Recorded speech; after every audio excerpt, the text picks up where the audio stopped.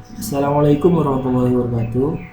Baik, pada kali ini kita akan membahas tentang relasi ekuivalen. Kami dari kelompok 1 yang merekodkan saya sendiri, Aris Hoiron, dan teman saya, Fitrianti Hidayah Masfuha.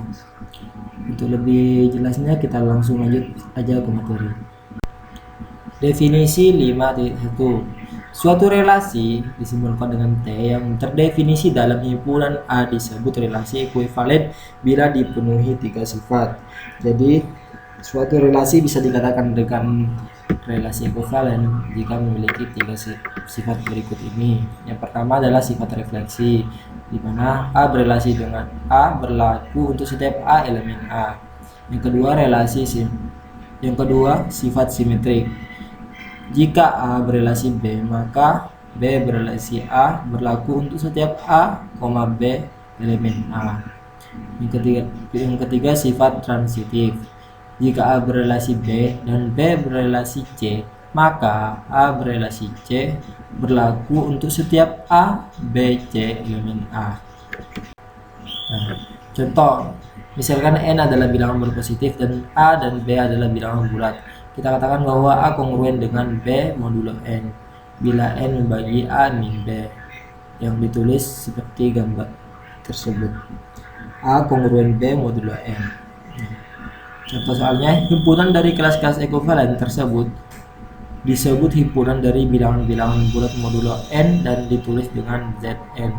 Tunjukkan bahwa relasi kongruen modulo N adalah suatu relasi ekuivalen pada himpunan bilangan bulat Z. Penjelasannya, A kongruen B modulo N bila dan hanya bila N adalah dalam kurung A min B. Kita terapkan sifat yang pertama, yaitu sifat refleksif. Untuk setiap A elemen Z, bila N adalah A min A, ini berarti A kongruen A modulo N, sehingga A berelasi A. Yang kedua, sifat simetris. Untuk setiap A, B elemen Z, bila N adalah dalam kurung A min B, ini berarti A kongruen B modulo N, sehingga A berelasi B. Bila N adalah min dalam kurung A min B sama dengan N dalam kurung B min A, ini berarti B kongruen A modulo N, sehingga B berelasi A. Jadi bila A berelasi B, maka B berelasi A. Yang ketiga, sifat transitif. Untuk setiap A, B, C elemen Z, bila N adalah dalam kurung A min B, ini berarti A kongruen B modulo N, sehingga A berelasi B. Bila N adalah A min C, ini berarti B kongruen C modulo N, sehingga B berelasi dengan C. Bila N adalah A min B plus B min C sama dengan N adalah A min C, ini berarti A kongruen B modulo N, sehingga A berelasi C. Jadi bila A berelasi B dan B berelasi C, maka A berelasi dengan C. Jadi kongruen modulo N adalah suatu relasi ekuivalen pada himpunan Z. Contoh selanjutnya adalah selidiki relasi apakah merupakan relasi ekuivalen pada himpunan S jika S himpunan garis lurus pada bidang dengan A relasi B, artinya A dan B. Penyelesaian pertama, sifat refleksi. Bukti, ambil sembarang A elemen S, artinya A garis lurus pada bidang. Karena A garis lurus, maka A sejajar dengan dirinya sendiri, atau A sejajar dengan A, berarti A berelasi A.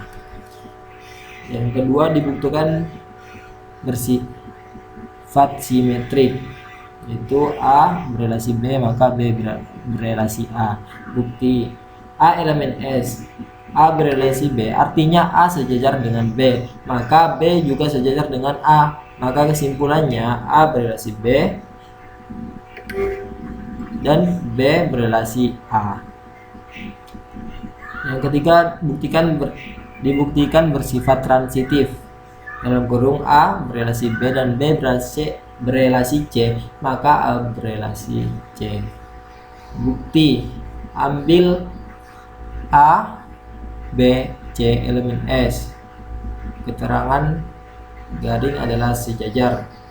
A berelasi B artinya A sejajar dengan B. B berelasi dengan C artinya B sejajar dengan C. Karena A sejajar dengan B dan B sejajar dengan C, maka otomatis A sejajar dengan C atau berelasi C. Kesimpulannya, relasi merupakan relasi ekuivalen.